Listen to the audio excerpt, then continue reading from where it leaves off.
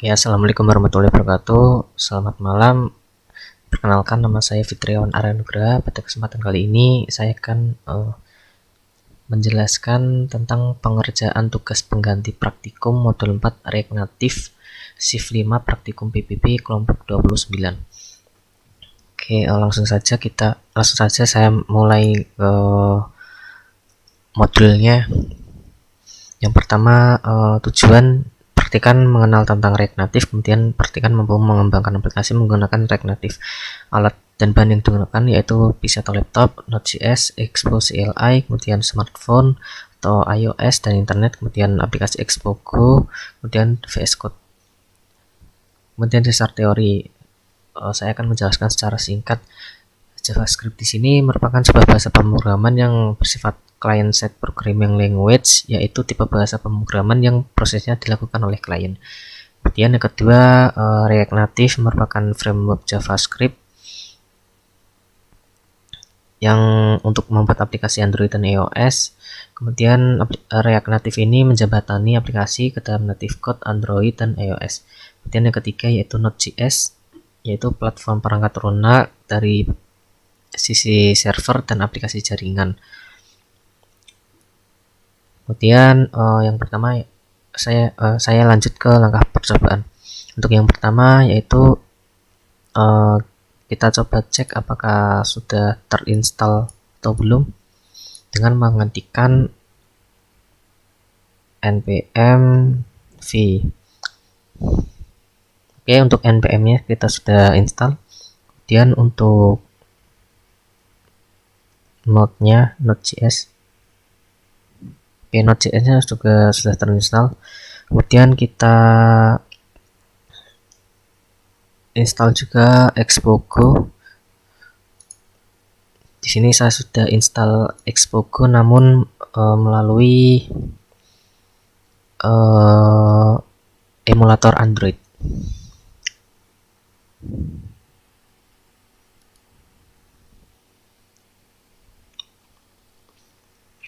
Oke, selanjutnya saya mulai ke percobaan yang ketiga yaitu langkah yang ketiga yaitu saya akan membuat project baru bernama modul 4 PPP kelompok 29 pada command prompt. Sebelumnya saya akan masuk ke folder berbeda. Kemudian saya coba membuat folder baru yaitu dengan npx create expo app, ditambahkan nama foldernya. Oke, di sini kelompok 29. Oke, setelah itu saya enter.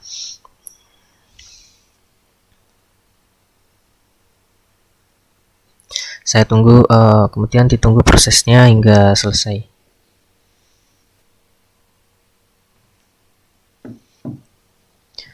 Oke, setelah proses instalasi selesai, selanjutnya yaitu membuka project pada VS Code. Kita buka open folder, kemudian kita cari projectnya. Oke, setelah mencari projectnya, kemudian membuka terminal.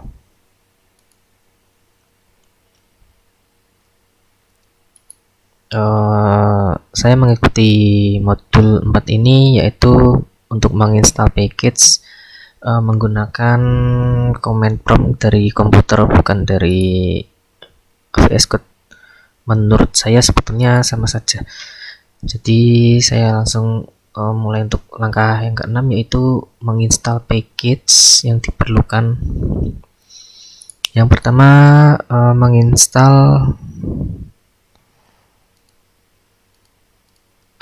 sebelumnya masuk terlebih dahulu pada foldernya pada command prompt.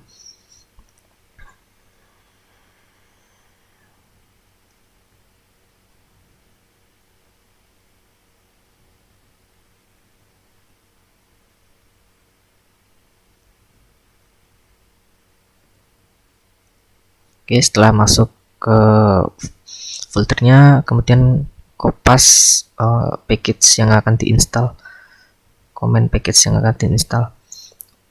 Untuk yang pertama yaitu menginstal package untuk navigation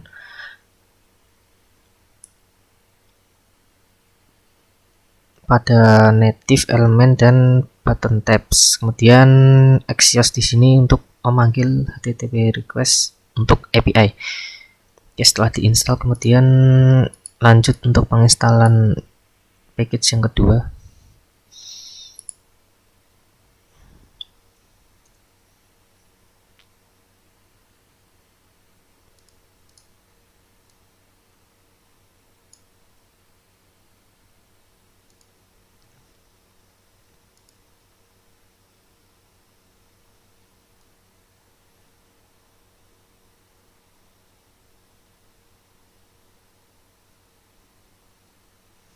Setelah itu lanjut ke penginstalan package yang ketiga.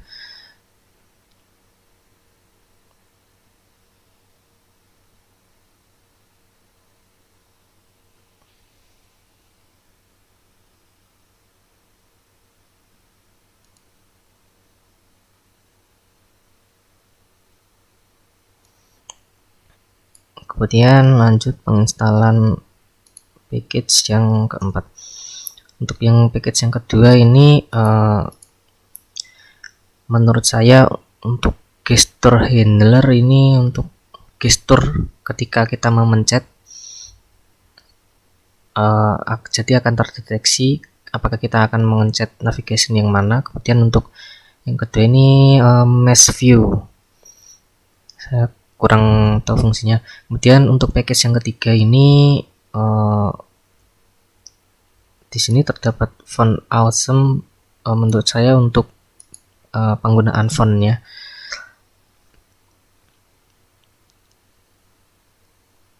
Kemudian untuk yang keempat ini untuk screennya dan save area context atau area yang digunakan untuk pembuatan aplikasi atau halamannya, untuk pembuatan halamannya.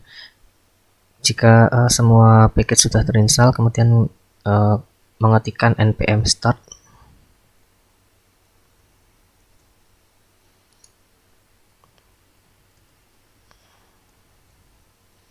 Selanjutnya akan muncul QR code yang akan kita scan pada aplikasi Expo Go.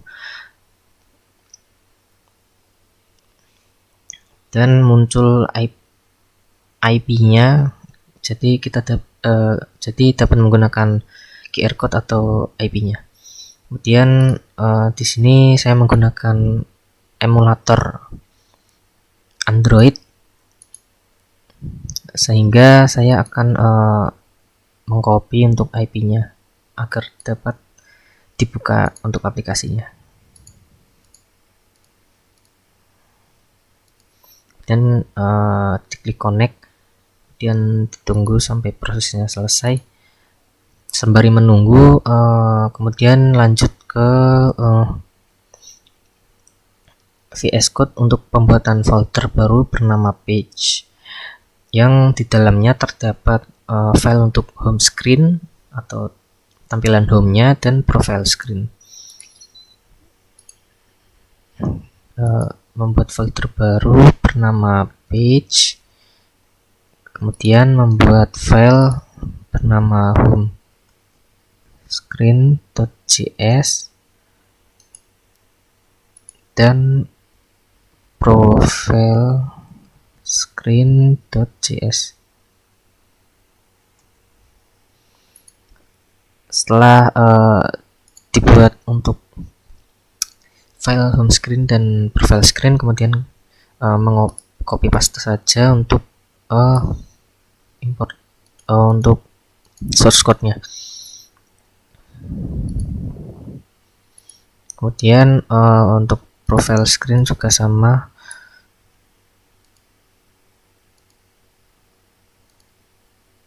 Oh maaf, salah copy paste. Yang ini untuk home screen.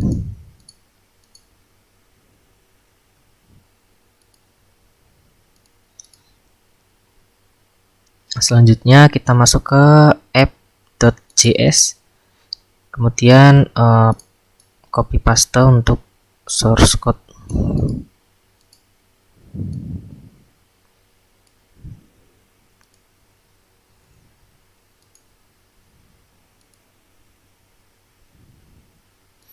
Kemudian di save agar pada aplikasi Xpogo-nya dapat terupdate. Berikut adalah tampilan dari aplikasinya. Seperti pada langkah ke-11 terdapat halaman home dan halaman profile. Kemudian membuat list anggota kelompok. Pada halaman home menggunakan flat list yang sebelumnya membuat komponennya membuat folder baru bernama common dan terisi untuk data.js nya. Membuat folder baru bernama common yang berisi data.js. Setelah itu pada data.js copy paste untuk source code-nya, kemudian mengganti nama dan name. Oke, setelah menambahkan data, lanjut pada file home screen dipastekan source code yang tersedia pada modul. Source code ini digunakan untuk membuat tampilan pada halaman home screen. Setelah di copy kemudian dipastekan. Terdapat sedikit error. Oke.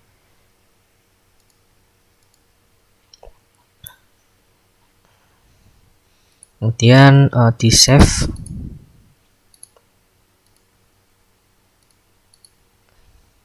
Dan dicek pada aplikasi Xpogo. Nah, di sini tampilannya sudah seperti pada modul.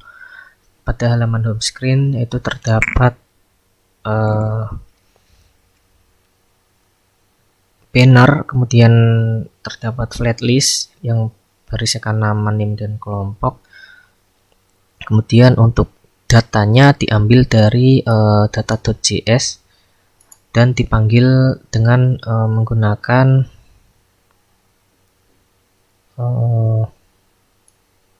perintah data passing data nama di sini dipanggil dengan ini. Kemudian ada name dan kelompok. Selanjutnya kita kembali ke modul. Kemudian pada halaman profile membuat tampilan data diri yang datanya diambil menggunakan API, yaitu request.in API users dengan library Axios, yaitu library atau package yang pertama yang sudah diinstal. Kemudian untuk Axios ini untuk memanggil HTTP request. Selanjutnya copy paste untuk source code-nya.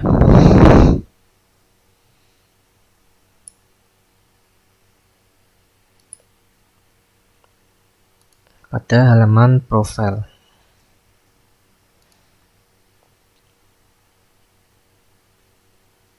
Selanjutnya di save dan dilihat update-nya pada aplikasi Xpogo.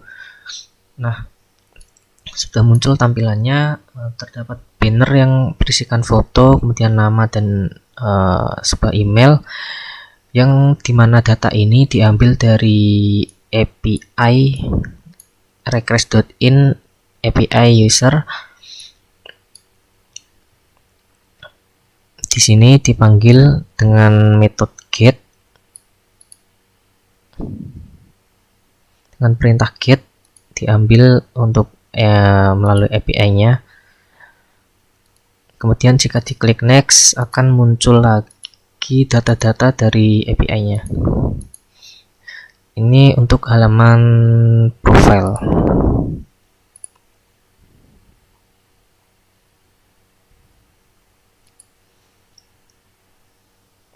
Oke, mungkin cukup sekian penjelasan dari saya terkait tugas praktikum modul 4 PPB